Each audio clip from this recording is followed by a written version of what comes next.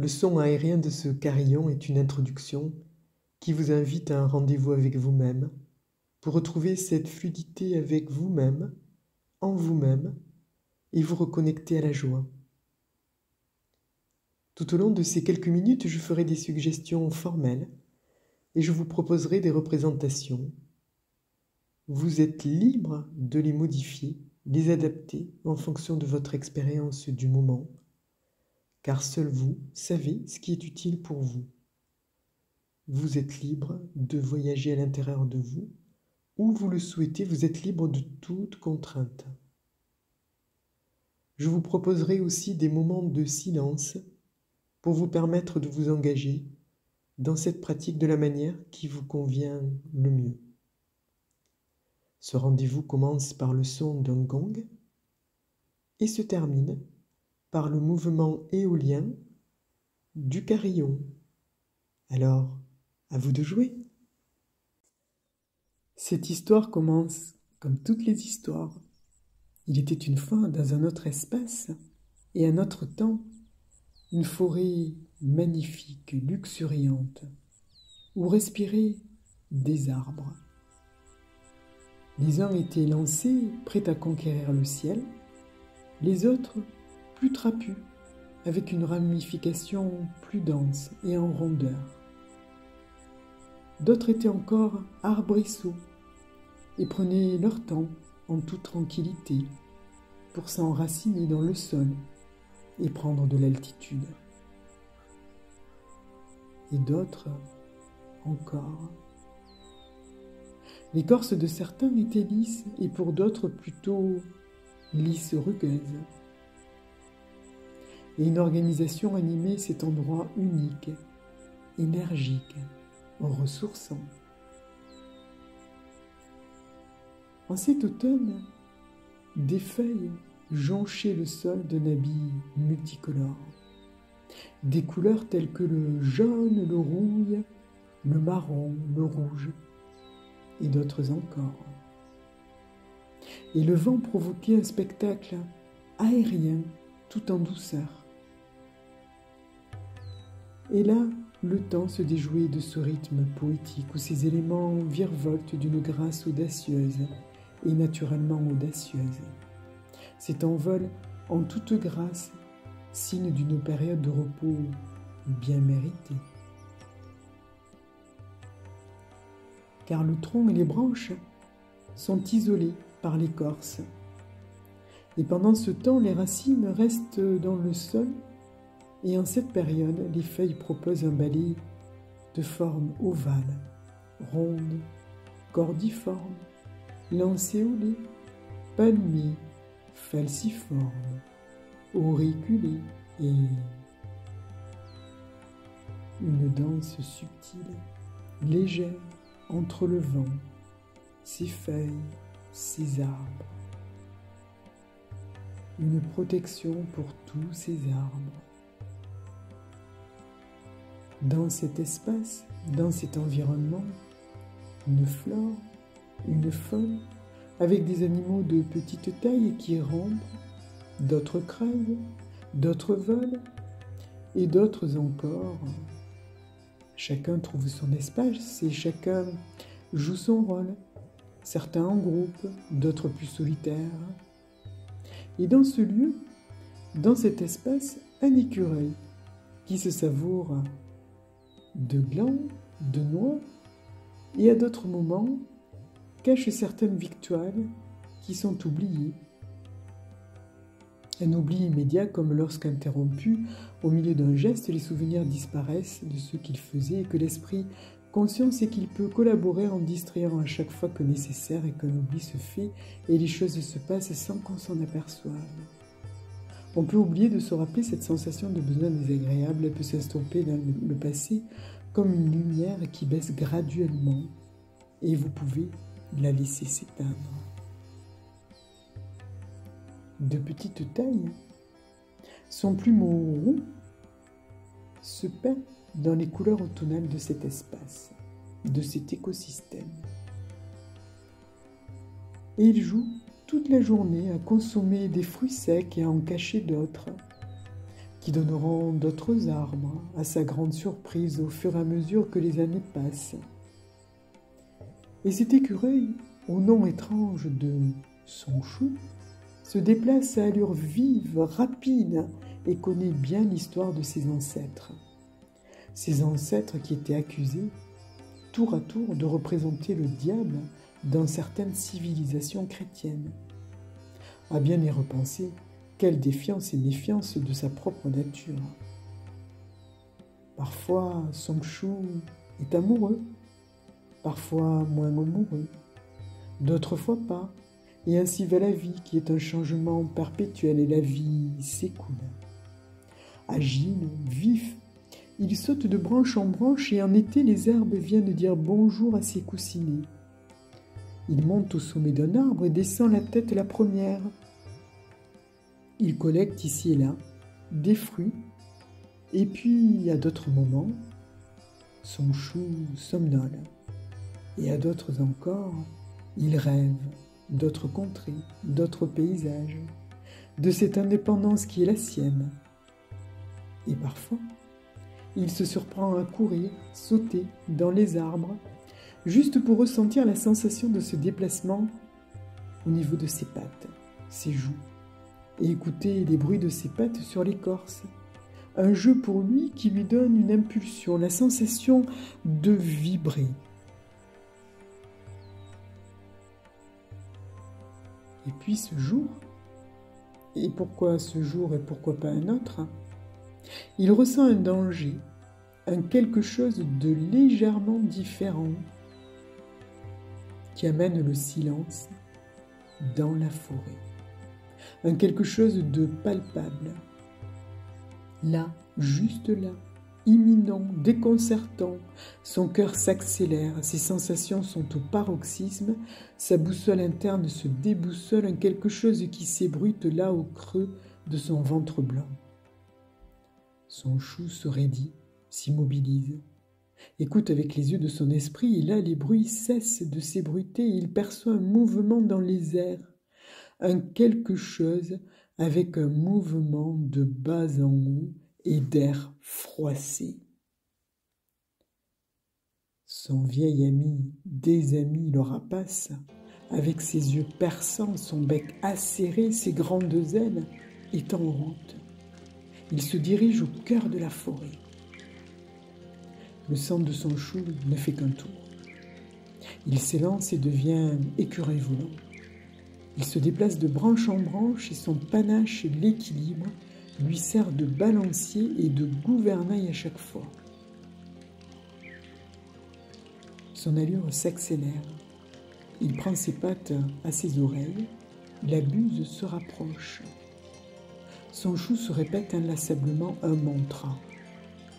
Trouver un lieu sécure, trouver un lieu sécure, trouver un lieu où je suis en sécurité. Et il a l'impression que son mantra fait écho dans toute la forêt, dans toutes les nervures des feuilles, dans toutes les racines de ses amis les arbres. Il continue à saut d'un géant, et Sonchou sait pertinemment où aller. Ses pattes se posent à chaque saut au bon endroit, sans y réfléchir. Et oui, comme le dit un de ses ancêtres, nous ne faisons rien de bien jusqu'au moment où nous arrêtons de penser à comment faire. Sonchou continue sa course. Et là, son désami le rapace se jette sur lui. Et moins humain. Il a tout juste le temps de rentrer le pinceau de ses oreilles et son panache dans son trou soigneusement aménagé ces derniers temps avec du lichen doux et tendre. Il sent son cœur rythmiquement accéléré et une goutte de transpiration couler par le pinceau de son oreille gauche. Il connaît cet instant où il a réuni toutes ses ressources pour éviter le danger. Et à chaque fois, il en ressort grandi, satisfait, plus confiant. Pour l'instant, ce qu'il perçoit, c'est la laine putride de l'oiseau rapace qui est perché sur la branche juste à côté du trou. Que d'émotions, de sensations. Et là, enroulé dans son lieu sécure, confortable, il se recentre. Il réfléchit. Et tout cela comme dans un rêve. Habituellement, les écureuils rêvent en dormant. Certains écureuils rêvent qu'ils rêvent, et on peut même rêver en rêve que l'on dort, en faisant toutes sortes de rêves.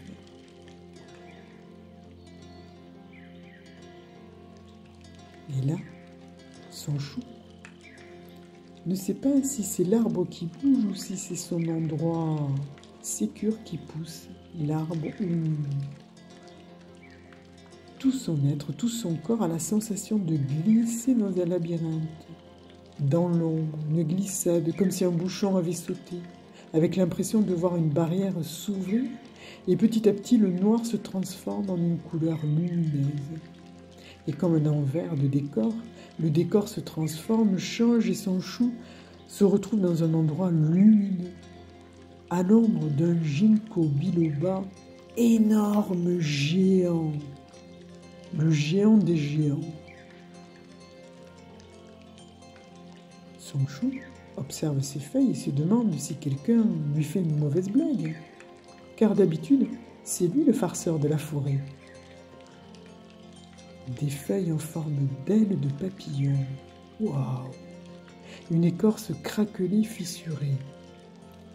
Son chou reste un moment à observer ce nouvel environnement, et là le temps s'étire, il s'allonge. Il devient de plus en plus lent, de plus en plus long. Il continue de s'étirer encore. Que de feuilles, des lobes en forme de palme. Une odeur délicate et exquise. Une sensation de calme et d'énergie du calme. Comme un ballon d'oxygène. Une sensation de repos, de volupté, comme lui a décrit son ami le chat. Un jour, ce jour à l'abri des regards indiscrets, cette conversation retentit encore. Son chou perd la notion du temps dans cet espace aérien. Il se met petit à petit en mouvement, petit à petit, car à y regarder de plus près, il a grandi. De ses 13 cm, il est passé à au moins 90 cm. Les herbes là, en dessous, semblent lointaines et les feuilles des arbres plus proches. Quelle sensation particulière que de prendre de la hauteur. Il se déplace, au début de manière lente, très lente, et ensuite de manière plus souple, comme s'il devait acquérir de nouveaux automatismes, de nouveaux réflexes.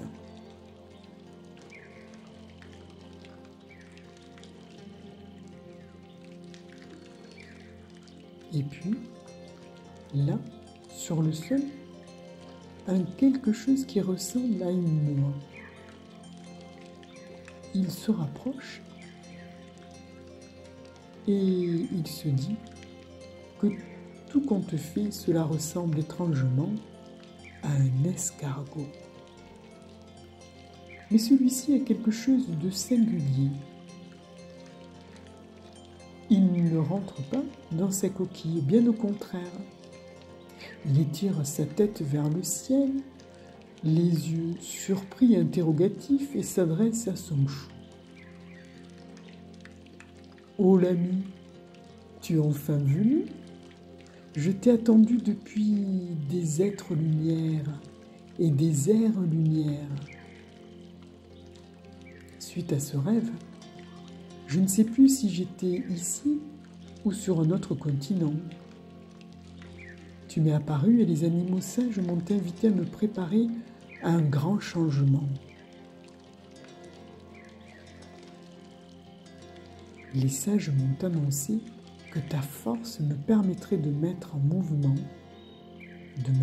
mouvement et de réserver mon jugement pour l'avenir.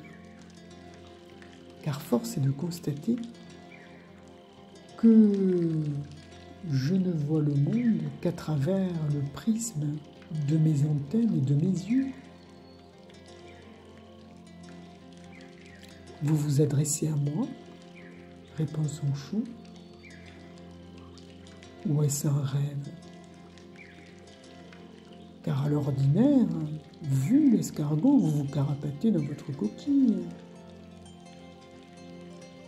Oui, répond l'escargot, je m'appelle Wonu et je voudrais que tu m'aides, car je ne veux plus vivre en prison. Que de beauté à admirer, des sensations à goûter, des rencontres à vivre. Oui, je vois, dit Sonchou. J'ai fait un long voyage. Peut-être puis-je partager avec toi un précepte de mes ancêtres, à l'époque où ils étaient perçus par tous comme la représentation du diable.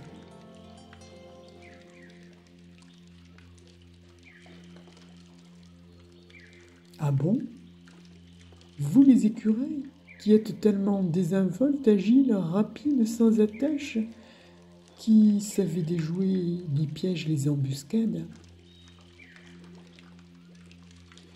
Eh oui, tout cela a bien changé grâce à notre sage, qui nous a appris d'un autre sage venu de loin un précepte que nous avons transmis de génération en génération, soigneusement pour ne pas sombrer dans les abysses et faire qui nous sommes aujourd'hui.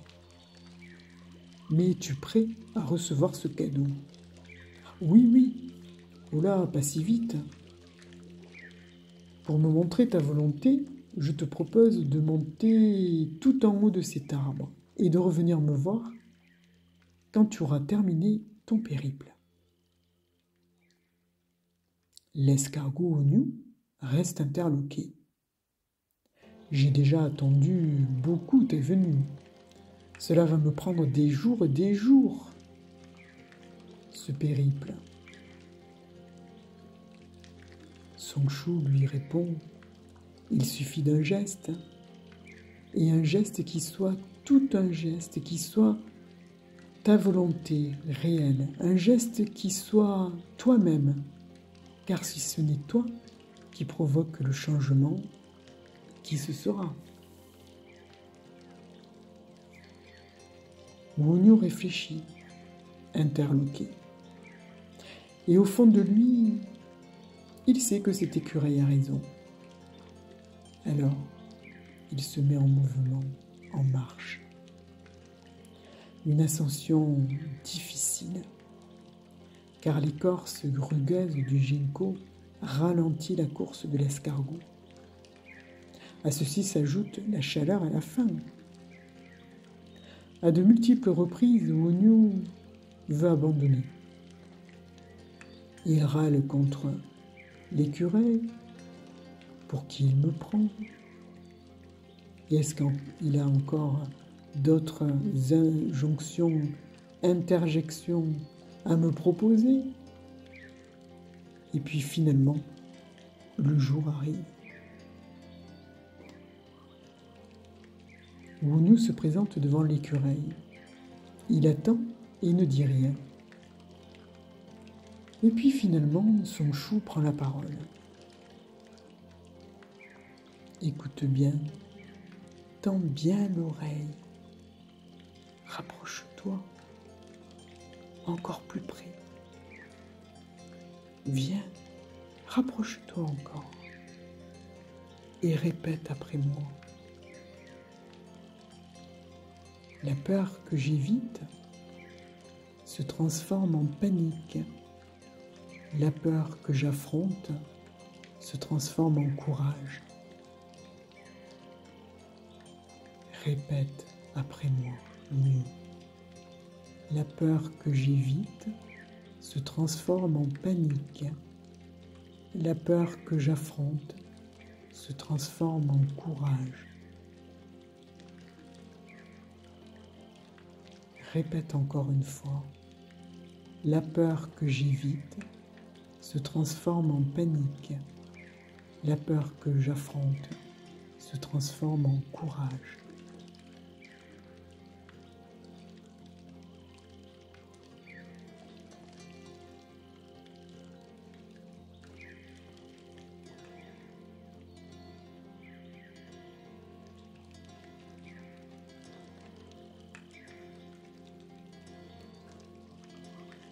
Les Sangshu de demander comment vas-tu remarquer la toute première fois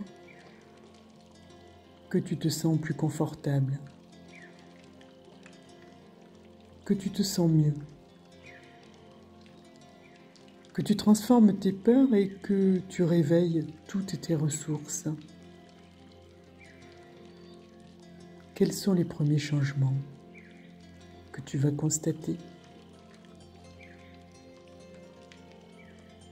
Penses-tu que quelqu'un d'autre va le remarquer immédiatement?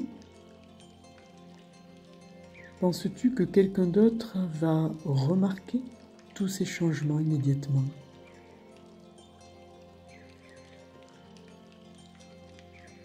Ou seras-tu amené à leur en parler?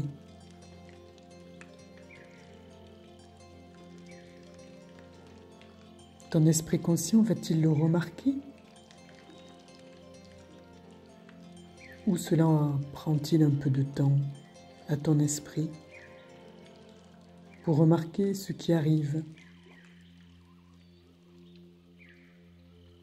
Et que feras-tu quand cela ne sera plus un problème pour toi? Quand tu auras laissé cela en arrière, dans ton passé.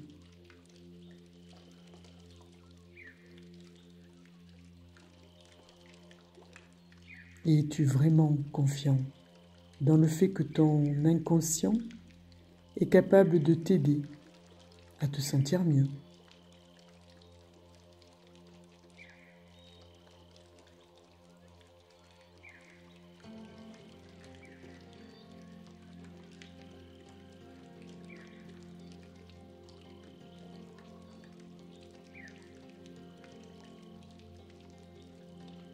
Et de cette petite histoire, vous allez en retirer l'essentiel pour vous. Peut-être un sentiment familier retrouvé, une réelle fierté qui émane de vous, de la voir se refléter sur votre visage, sur celui des autres, de la curiosité peut-être devant votre changement.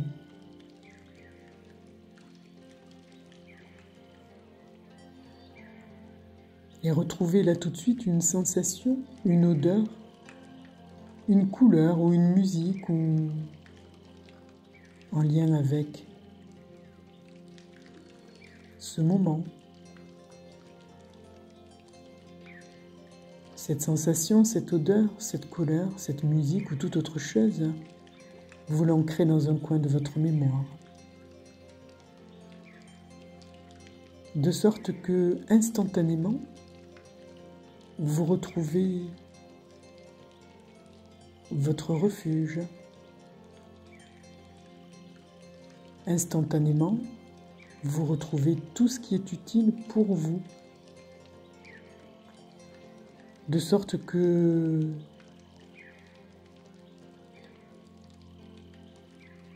vous vous sentez de plus en plus et de mieux en mieux, jour après jour.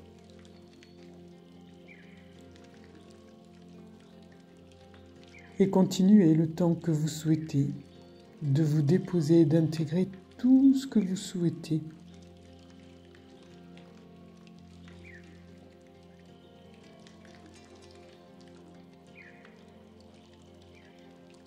Et puis doucement, reprendre contact avec votre corps,